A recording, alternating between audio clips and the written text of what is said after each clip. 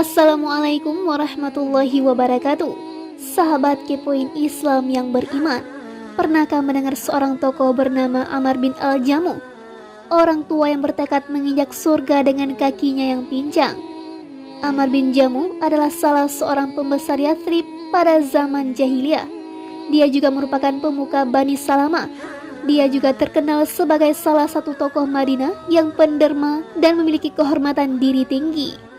Salah satu kebiasaan para pembesar pada masa jahiliyah adalah bahwa masing-masing dari mereka harus membuat sebuah berhala di rumahnya agar ia mendapat keberkahan dari berhala tersebut setiap pagi dan petang. Pada waktu musim-musim tertentu, mereka juga harus menyembelih hewan untuk dikorbankan kepada berhala tadi, dan juga agar berhala-berhala tersebut dapat menjadi pelindung mereka pada saat-saat bahaya dan sempit. Berhala milik Amr bin Jamuh diberi nama dengan Manat yang ia buat dari kayu yang bagus. Amr adalah tokoh yang amat perhatian terhadap berhala ini dibandingkan tokoh yang lain. Ia menjaganya dan memberikan wewangian terbaik bagi berhala ini. Amr bin Jamuh sudah menginjak usia 60 tahun saat cahaya iman menerangi rumah-rumah penduduk Yathrib dengan gerakan dakwah yang dilakukan oleh Mus'ab bin Umair. Dari tangannya telah masuk ke dalam Islam 3 orang anak Amr bin Jamuh yang bernama Mu'awwas, Mu'az, dan Khalad. Ada juga teman sebaya mereka yang masuk ke dalam Islam bernama Mu'az bin Jabal. Bersama ketiga anaknya telah masuk Islam juga istrinya yang bernama Hindun, dan Amr bin Jamuh tidak tahu bahwa mereka semua telah beriman.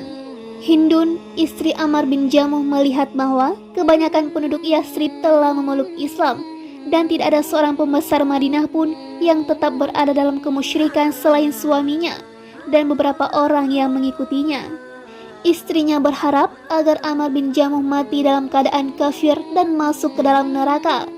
Dan Amr bin Jamuh sendiri khawatir apabila anak-anaknya meninggalkan agama nenek moyang mereka dan mengikuti dakwah yang dibawa Mus'ab bin Umair yang telah berhasil mengeluarkan banyak manusia dari agama mereka dalam waktu yang singkat dan memasukkan mereka ke dalam agama Muhammad. Amr bin Jamuh lalu berkata kepada istrinya, "Ya Hindun, jagalah anak-anakmu agar tidak berjumpa dengan pria ini," atau maksudnya Mus'ab bin Umair, "sehingga kita memutuskan apa yang mesti kita lakukan terhadap orang ini." Istrinya menjawab, "Baik kalau begitu. Akan tetapi, apakah engkau bersedia mendengar langsung dari anakmu Mu'az apa pendapatnya tentang orang ini?" Amr berkata, "Celaka kamu, apakah Mu'az telah keluar dari agamanya dan aku tidak mengetahui hal ini?" Istrinya yang salihah ini lalu berkata dengan lemah lembut kepada suaminya yang sudah menua, "Tidak, akan tetapi ia pernah ikut beberapa majelis yang digelar oleh orang ini dan ia ingat akan beberapa hal yang diucapkan oleh orang ini." Lalu Amr berkata, "Panggillah dia untuk menghadapku." Saat Mu'az datang di hadapannya, Amr berkata kepadanya, "Ceritakan kepadaku apa yang telah dikatakan oleh orang atau Mus'ab bin Umair ini." Maka Mu'az langsung membacakan surah Al-Fatihah kepadanya. Lalu Amr berkata, "Alangkah indahnya ucapan ini, apakah semua pembicaraannya seperti ini?" Mu'az menjawab, "Bahkan lebih indah dari ini, wahai ayahku. Apakah engkau mau mengikutinya? Semua kaummu telah bersumpah setia kepada Mus'ab bin Umair." Amr yang telah tua berdiam diri sejenak lalu berkata, "Aku tidak akan melakukannya hingga aku meminta pendapat kepada Manat, dan aku akan melihat apa yang akan dikatakannya." Maka Mu'az berkata, "Apa yang dapat diucapkan oleh Manat, wahai ayahku?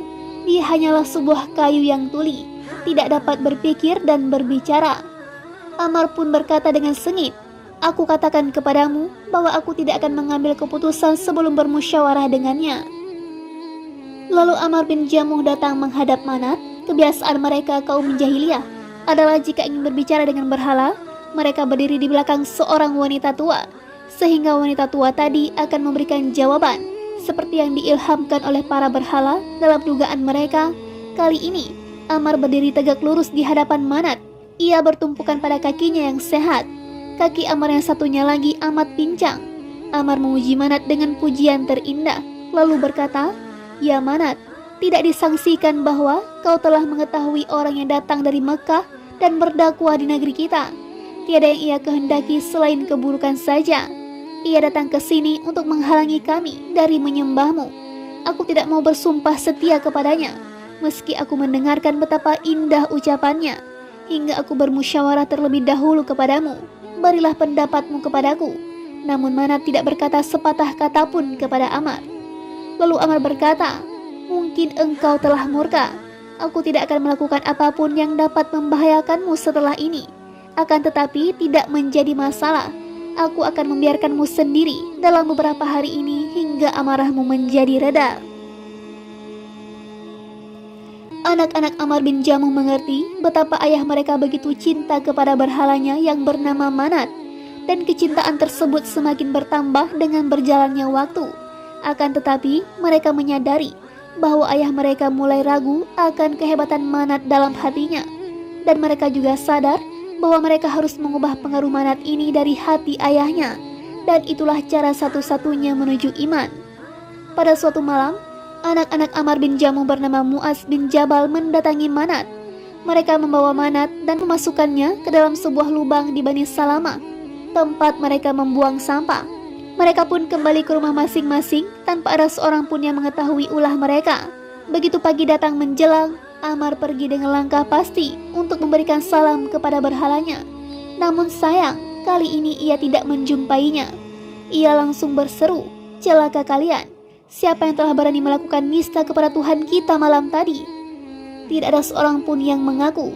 Serta-merta ia mencari berhala tadi dalam dan di luar rumah. Dia terlihat begitu marah dan emosi. Ia mengancam dan mengecam terus-menerus hingga ia menemukan Manat dengan kepala tersembul di lubang. Maka Ammar langsung mencucinya hingga bersih dan memberikan wangi-wangian kepadanya. Lalu ia mengembalikan Manat ke tempatnya. Ia berkata kepada Manat, demi Allah, kalau saja aku tahu siapa yang melakukan ini terhadapmu, pasti akan aku siksa dia. Pada malam kedua, para pemuda tadi mendatangi Manat dan melakukan hal yang sama seperti yang mereka lakukan padanya kemarin. Begitu masuk pagi, Ammar yang tua mencarinya lagi, dan ia menemukan Manat sedang berada di lubang dengan berlumuran kotoran. Lalu ia mengambilnya, mencucinya dan memakaikan padanya wewangian, dan ia menempatkan Manat kembali kepada tempatnya. Para pemuda tadi terus saja melakukan hal yang sama setiap hari. Saat Ammar sudah merasa jengkel, ia datang menghadap Manat sebelum beranjak tidur dengan membawa pedangnya.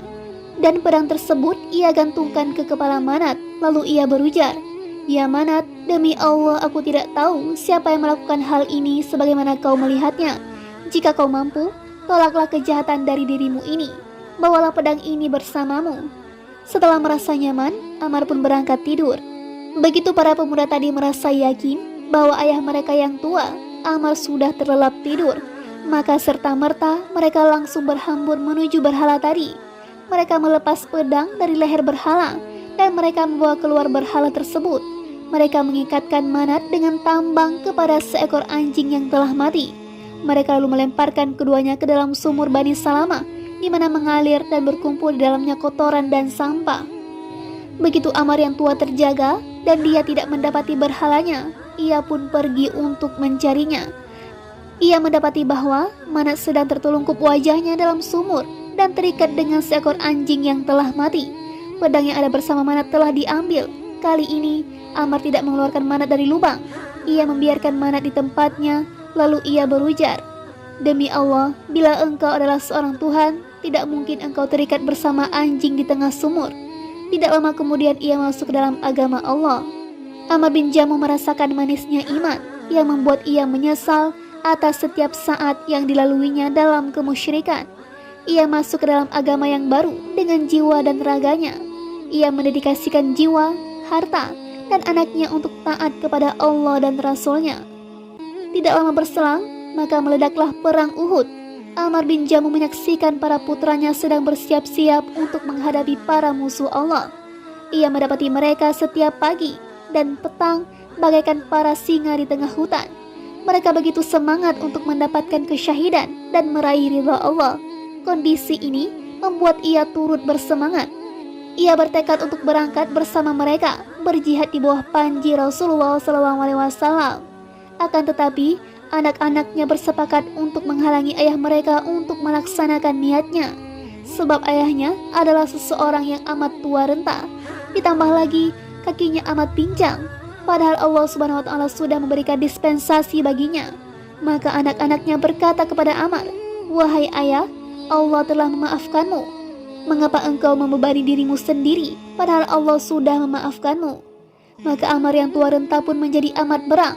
Ia langsung datang menghadap Rasulullah SAW untuk mengadukan mereka kepada beliau. Ia berkata, "Wahai Nabi Allah, anak-anakku ingin melarangku untuk melakukan kebaikan ini. Mereka beralasan karena kakiku pincang. Demi Allah, aku berharap dapat menginjak surga dengan kakiku yang pincang ini." Maka Rasul bersabda kepada anak-anak Ammar, "Biarkan ia, semoga Allah memberikan kesyahidan baginya." Maka anak-anak Ammar membiarkan ayah mereka karena taat dengan perintah Rasulullah SAW. Begitu waktu berangkat diumumkan, maka Ammar bin Jamuh mengucapkan kata berpisah kepada istrinya, seperti ucapan perpisahan seseorang yang tidak akan kembali lagi.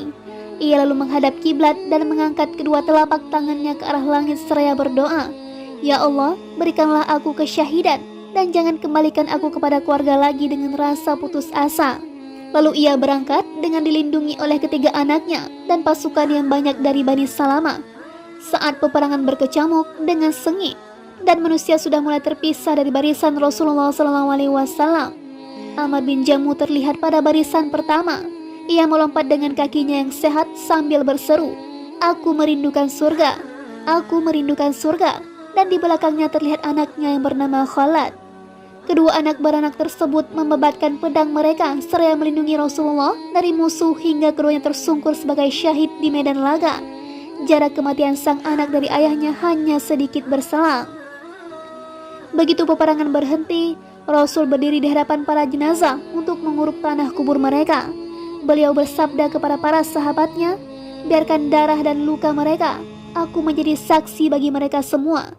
Lalu beliau bersabda, "Tidak ada seorang muslim yang terluka di jalan Allah kecuali pada hari kiamat ia akan datang dengan darah mengalir yang warnanya seperti warna za'faran dan wangi seperti wangi misik."